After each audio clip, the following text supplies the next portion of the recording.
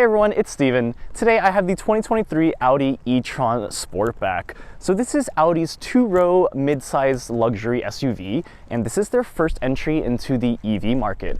Back in 2019 when this model first came out, it didn't make quite that big of a splash, but over time I feel like Audi's really refined the vehicle and made it a lot more interesting. In 2024, we're actually finally getting the second generation of this, and they're renaming this the Q8 e-tron, which actually makes a lot more sense because the e-tron nomenclature has been super confusing over the last few years with the e-tron GT and the e-tron S and all that, the Sportback, all that sort of good stuff.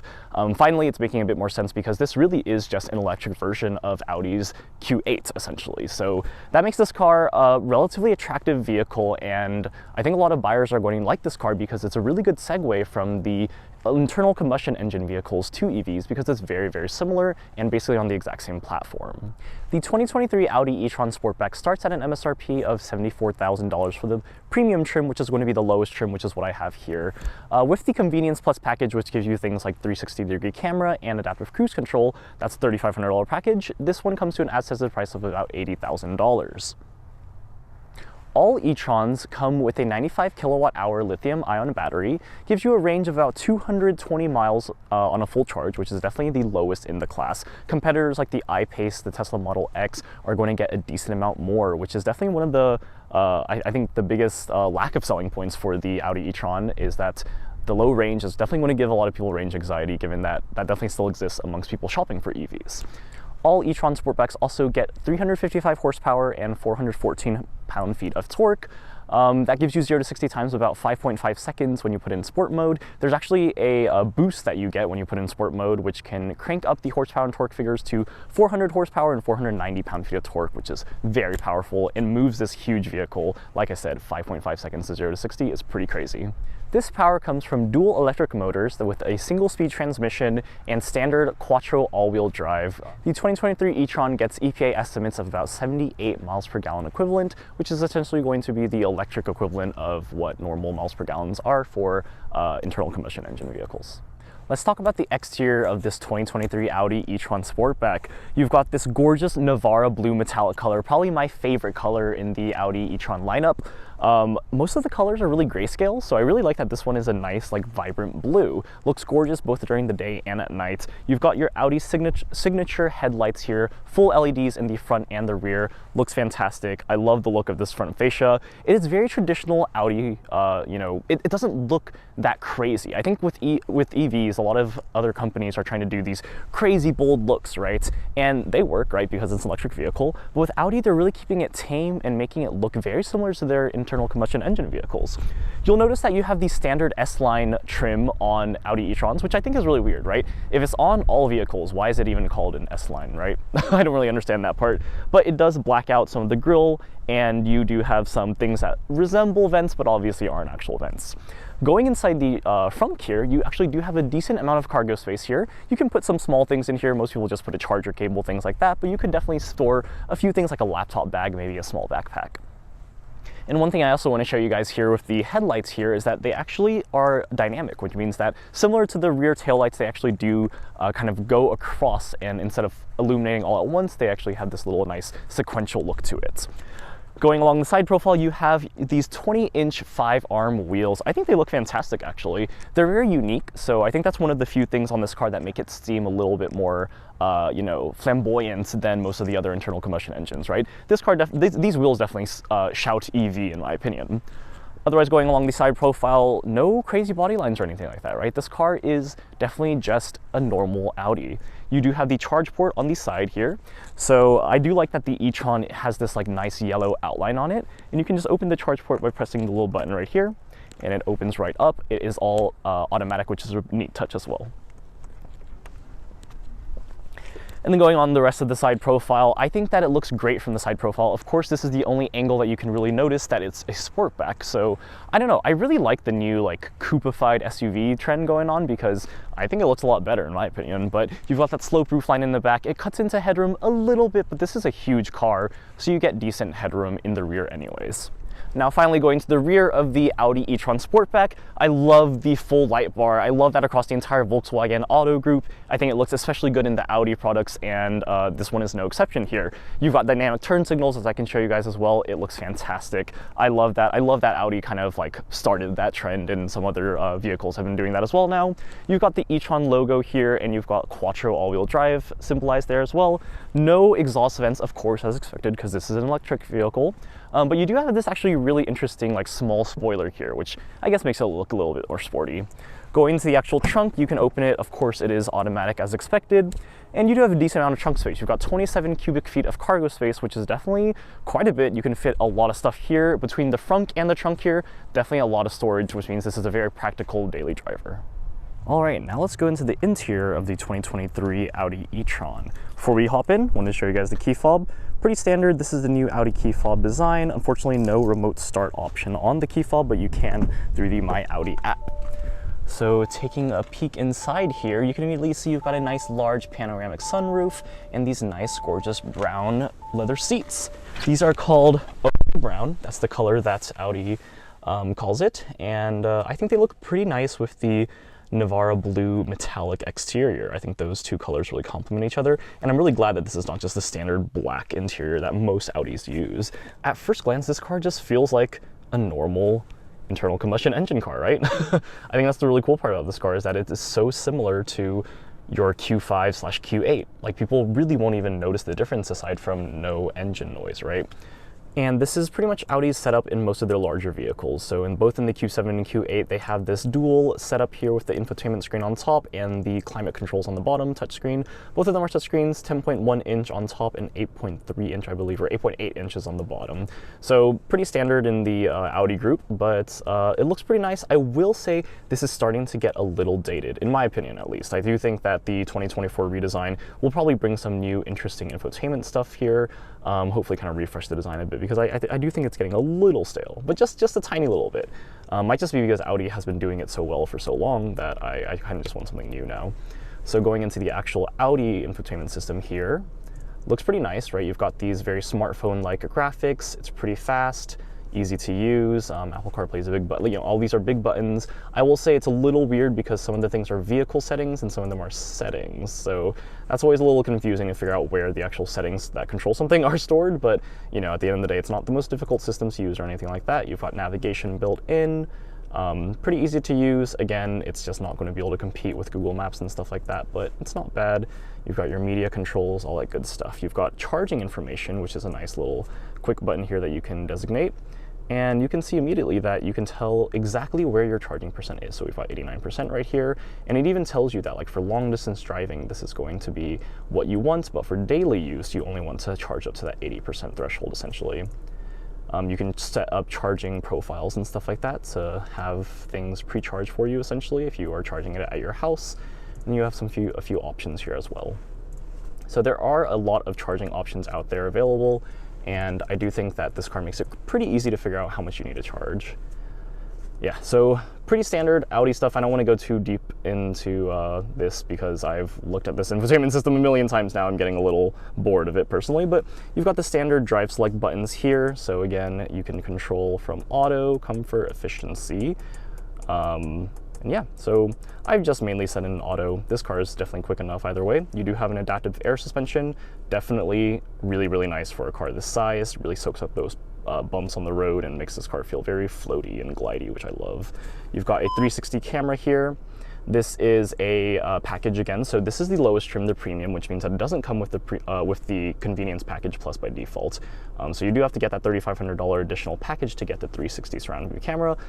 As expected from Audi, top-notch graphics, looks fantastic, and you've also got this 3D button here that you can kind of play with it like BMW did, and Mercedes also has this, so looks pretty nice, right? I will say, kind of disappointed that this isn't in the same Navara blue metallic color. It's like this gray color. Would be cool if they made these match the actual exterior color of the car. And then over here, you've got your different driver assistance things. So I have this set on maximum, which means you've got blind spot monitors, rear cross traffic alerts, lane departure warning, all that sort of good stuff. Audi Presense and all that sort of stuff they talk about with pedestrian braking, all that sort of cool stuff. And then kind of going right along, you do have this interesting gear select, which is different from what you see in their internal combustion engine cars. So this one is kind of nice. You just kind of push it forward and back, pretty easy to use. And you do have to have your foot on the brake as expected. This is going to be electronic parking brake. This is kind of a nice place to rest your hand if you want to adjust these things, but honestly, I think it just looks kind of weird and bulky in my opinion. You do have a nice little area here in the center console where you have 2 cup holders and some more storage here. I will say it's a little weird because you can't cover it. Like I feel like a piece is missing, you know? Like usually when you see things like this, you would expect there to be some sort of like sliding thing, but there isn't. You do have a sliding thing over the cup holders, and there's no wireless charging pad with this lowest trim, unfortunately. You do have some USB-C charger ports there. And then you do have your actual storage cubby in here, which stores a little bit. Nice thing is you do have a little pass-through right here, so you can plug in something, some sort of like cable, and you can trace it throughout that. And moving right along, this interior just is such a nice, luxurious, quiet interior, and you can really tell that Audi put a lot of detail into designing this. I mean, Audi does just such a great job throughout their entire lineup of making sure that their cars just don't feel cheap. This is the lowest trim, so you don't have leather everywhere. Some of this is going to be soft touch plastic, but otherwise, I mean, this is all leather, this is all leather, this is soft touch, and up here you have some leather. And I mean, it just feels good. Like, I think the quality of the switches, they all feel clicky and not low quality. They look nice, and just throughout the cabin, you've got this nice wood trim, and it looks fantastic. And I think Audi always does a great job with that. I will say for an $80,000 vehicle, I don't know if this is the interior I would expect, but you know, maybe for a $60,000 or $70,000 vehicle, this would be okay.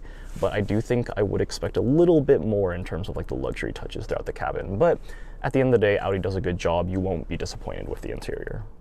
So now let's talk about what you see as the driver of this vehicle. So you've got the classic Audi steering wheel. It is thick, it is comfortable, easy to grip. You've got a heated steering wheel. Unfortunately, there is no actual heated steering wheel button, so most people just assign their favorites button to the heated steering wheel, but it is easy to use. You've got a view button here to change the view, which is kind of cool. You can always change up how you want your 12.3-inch digital gauge cluster to look. They call this the virtual cockpit. This is pretty much the industry-leading virtual gauge cluster that Audi came out with many, many years ago at this point, and it still continues to be one of the best in the industry in terms of configurability and just ease to use, I think. So you can see right now that it's set on basically a classic look, but you hop into the settings, you can actually change it to look a little different. So you've got classic, you've also got sport. So I'm going to change it to sport right here. And then if you press view, you can kind of see it's a little different, very, very minimally different, but e-tron is actually quite different. And I really like this one for the electric vehicle here. I think it makes it look unique, and the other Audis don't have something like this. So I like that a lot. You can change the view as always, but this one is one I've been going with. I think it shows pretty much everything you need to know. You might be wondering what these paddle shifters are for. I was kind of curious about that when I first got in this car. And these are actually for different levels of regenerative braking. So essentially you can set it to be a little bit or a lot, which is kind of cool because in some other vehicles like Teslas, it's a little hard to get used to maybe the one pedal driving and things like that. But with Audi, I've actually been setting it on automatic. So essentially when you're driving and you're going on the freeway or something, it'll just coast for you, but you can set it so that when you take your foot off the pedal, it will actually pretty much hard brake for you, essentially. Not like super hard, but you get what I mean. Now let's take a look at the second row seats. So this car is only a 2-row vehicle. It is quite large though. As you can see, you've got some ample legroom here, and headroom is also pretty good. Even with the Sportback design, I do think you get enough headroom here. Let me turn on the light so you guys can see that a little bit more clearly. But yeah, same finishes. You've got the same okapi brown leather. It looks nice, it feels nice. And you do have a lot of space. You do have a digital, essentially climate control system back here, so you can actually see that you have heated, actually you don't have heated seats on this trim, but for this one you do have a quad zone climate control essentially. So every single passenger in all these 4 seats can have a different climate, which is always a really nice touch for luxury vehicles. When you get up the higher packages, you will get things like heated seats and all that sort of good stuff. You do have 2 USB-C ports as well. All right, let's talk about how the e-tron 2023 Sportback is to drive. So the first question I'm sure most of you guys have is going to be about range, right? When it comes to EVs, range anxiety is still a very true thing amongst most people, right? Like most people who don't know much about vehicles are immediately going to discount EVs because they're worried about the range aspect. Unfortunately, the e-tron is the lowest range. It has the lowest range in its competitors. So that's definitely not a good start for the e-tron. I will say though, I've been driving this car in almost, sub-0 degree Fahrenheit temperatures here in Michigan this past few days, and it's been a trooper. I think it's been really pushing through. I do think we lost probably about 20 to 25% of range. So you've got an EPA estimated range about 220 miles on a full charge, and we've been getting probably more like 180 on a full charge. So kind of what I expected. 180 though is pretty abysmal, especially since we were doing a road trip throughout, Detroit to northern Michigan. That was definitely pretty difficult, but I mean, the fact that we're probably in one of the more remote areas of the US here with very few charging stations, but we were still able to find charging stations in almost every, even smaller cities that we've been going through here. I think that speaks volumes to how easy it is to own an EV now, and how, we were a little anxious going from Detroit to the Saginaw area, but I mean, we made it, and we still had ample range left on our battery, which was really cool. So I think, it can be nerve-wracking, I think, especially because this is, a car rented off of Turo, and, I didn't want to get stranded in the crazy winter storm we had here, but I mean, it pushed through. It was really easy. You can do a lot of cool things with the car to reduce how much, battery you're using up, essentially. So there's actually something called range mode, and it looks really cool, and it shows you exactly what is sucking up most of your range, essentially. So I thought that was really neat. I think that's a really cool way of, kind of showing people that there are certain things that factor into your range, and, if you turn off the air conditioning or things like that, heated steering wheel, heated seats, that can save you a lot of range and get you those higher numbers that you guys might expect. All right, now let's talk about how amazingly quiet this car is. You can't hear a thing, right? All I hear right now on a nice paved road with no crazy snow and everything is just the air conditioning humming. It's such a nice ride. And I think that's what Audi's really going for here, is keeping their sense of luxury refinement with the interior and their ride quality and moving it to an EV platform, which is so cool, right? Like they're basically just able to copy the Q8, make it the e-tron, just stick a battery in it, right?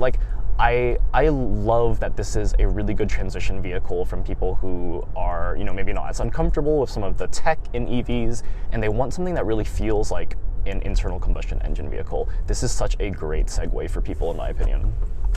Like I mentioned before, that adaptive air suspension does wonders. This car is quiet, composed, and it feels easy to drive. 0 to 60 in 5.5 if you want to punch it with dynamic mode, so that's always really fun. I do love the sound of EV speeding up. I feel like it sounds like a train. Let me see if I can get it right here. So I'm going to switch us into dynamic.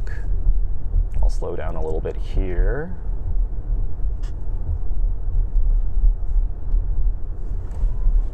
Wow, instant torque. Insane. That was super cool. I haven't even had a chance to use dynamic mode much because of how bad the roads have been. Finally today it's been kind of clearing up a bit, but wow, instant torque is ridiculous, and something that really just doesn't get boring. I think I think that will never cease to put a smile on people's faces. As expected with Audis, this really is one of those jack of all trades vehicles, right? Decent handling, nice luxurious interior, not the best, but nice, and good infotainment, just solid at everything it does. And the e-tron doesn't try to excel in any one area, and I think that that's why they're able to hit every single area well. Audi always does a good job with that, and the e-tron is definitely no different from the rest of their vehicles. I will say the 2024 e-tron is something I'm really looking forward to. I love that they're changing the naming convention of things, because it was so confusing figuring out what the e-tron GT was and all that sort of stuff, right? So it's being renamed the Q8 e-tron, which is exactly what it is. It's essentially just an electric version of the Q8 vehicle. And I think it's better than the Q8 in my opinion. I think the e-tron helps refine some of those things that make the Q8 not as big of an option. I don't think the Q8's doing so well in general. but the e-tron looks great. It is so fun to drive, and it's a great daily driver, such a nice hauler. I will say, until it gets that larger battery pack with the 2024 redesign, you might not want to go for the 2023 e-tron if you're concerned about the range, right? If you're making road trips of more than 150 miles frequently, not the car for you. Really, really not the car for you. Even like more than 100 miles, I wouldn't say that's really the car for you. Once this car gets that 300-mile range, I think you'll be able to do that. But at the end of the day, if you just want to use this car to get groceries, commute to work, you know, pick up the kids, things like that, this is going to be a really great vehicle. You can charge it every night, get to that full range.